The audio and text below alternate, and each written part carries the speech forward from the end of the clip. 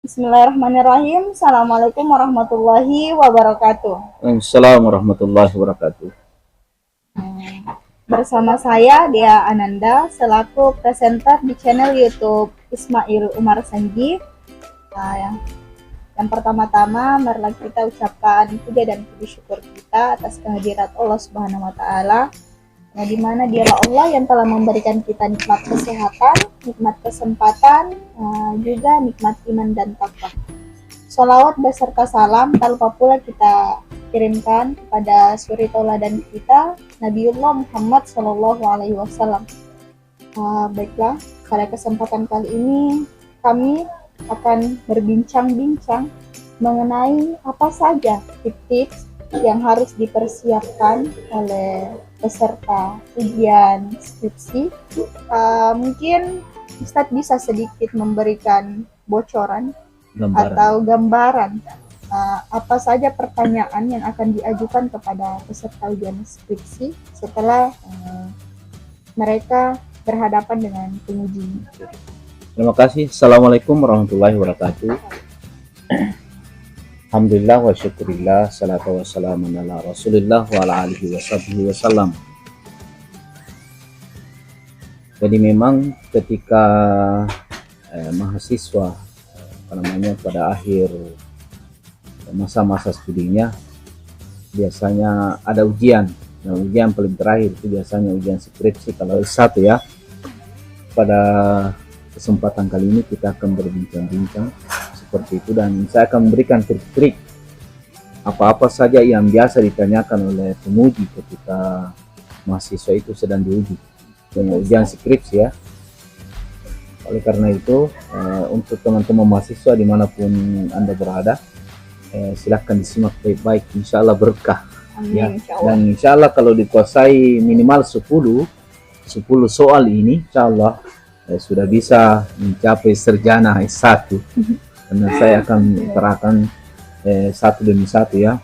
Misalnya yang pertama adalah mahasiswa itu harus mengetahui apa judul skripsinya. Ya, misalnya saya bertanya apa judul dari skripsi saudara, ya kalau dia laki-laki, atau apa judul dari skripsi saudari kalau dia perempuan.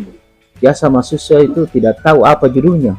Nah, ini jangan sampai hal itu terjadi, karena kalau pertanyaan yang seperti ini tidak bisa dijawab, penguji itu jangan-jangan bukan kami yang buat. Iya. Ya toh? Jadi harus jelas. Jadi harus dihafal betul, harus ditahu betul apa judulnya. Jangan sampai tidak tahu judulnya. Yang kedua, apa alasan saudara atau apa alasan saudari memilih judul ini? Iya. Ya, memilih judul ini. Ya itu yang apa alasannya. Kalau tadi apa judulnya, sekarang yang kedua adalah apa alasan saudara. Ya harus mengungkapkan alasannya yang rasional. Jangan sampai ini menghindari juga, karena dalam ujian skripsi itu, karena ini untuk karya ilmiah yang mau diujikan, harus ilmiah juga jawabannya. Ya, jadi hindari jawabannya misalnya karena dekat di rumahku. Nah, ini tidak boleh, hindari. Yang kedua ini karena dekat rumahku atau mudah melakukan penelitian, hindari itu. Harus dijawab secara ilmiah juga. Yang ketiga, apa yang membuat saudara tertarik sehingga mau meneliti judul itu?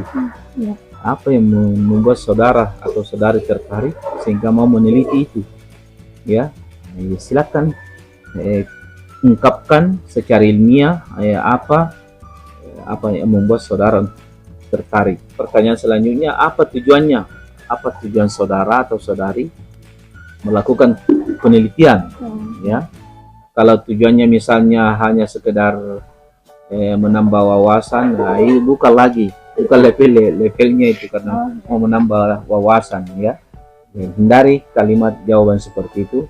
Biasa juga muncul pertanyaannya, apa rumusan masalah?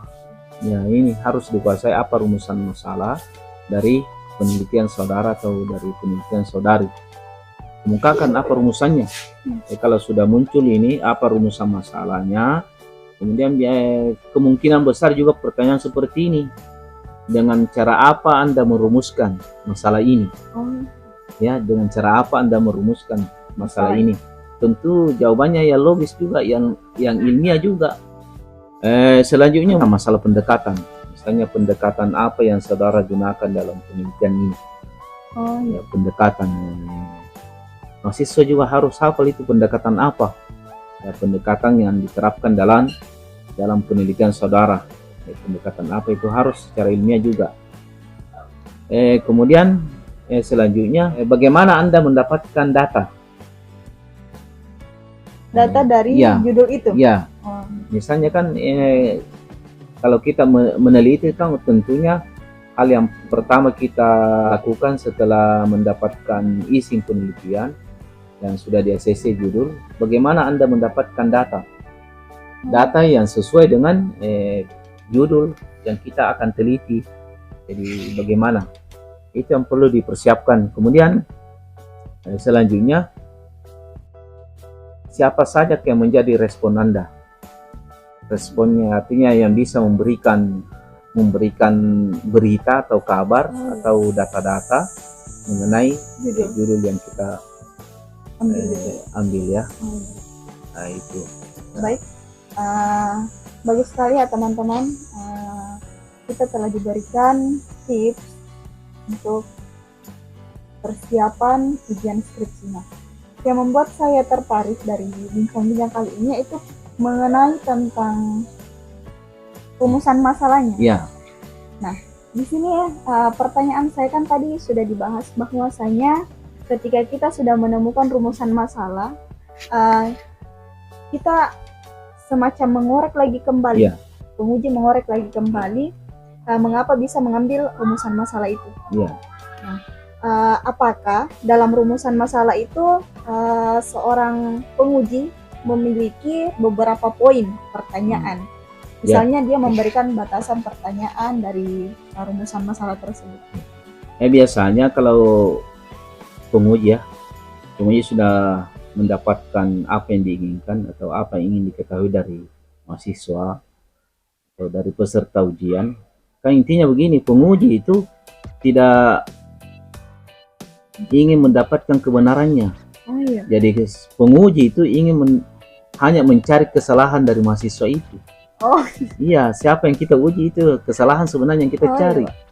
Jadi apa kelemahannya ya? Jadi tentu misalnya tadi kalau sudah mahasiswa menyampaikan apa rumusan masalah dari penelitiannya, itu sudah. Jadi seharusnya juga mahasiswa menyampaikan rumusan masalah.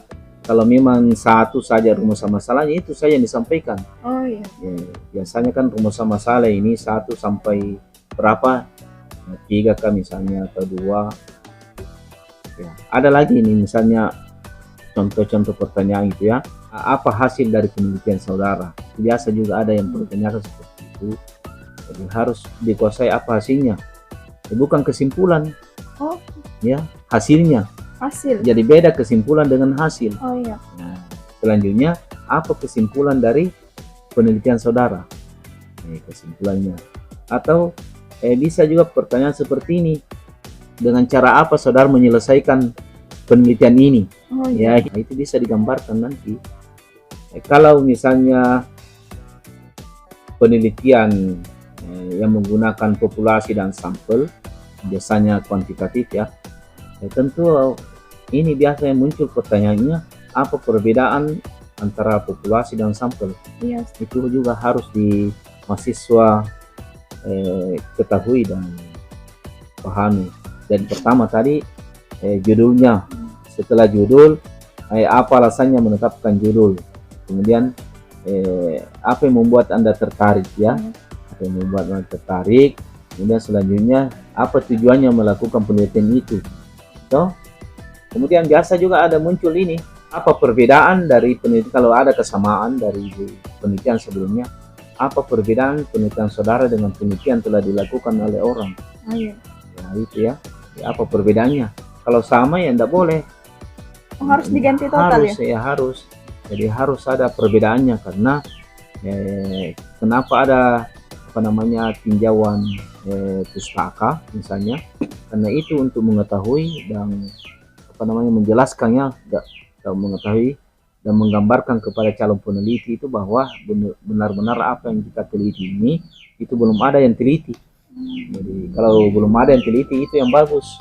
Tapi kalau sudah ada, apa bedanya? Nah, itu tadi, apa perbedaannya? Jangan sampai beda copy paste saja ini untuk menghindari itu jadi ini. Saya kira gitu ya.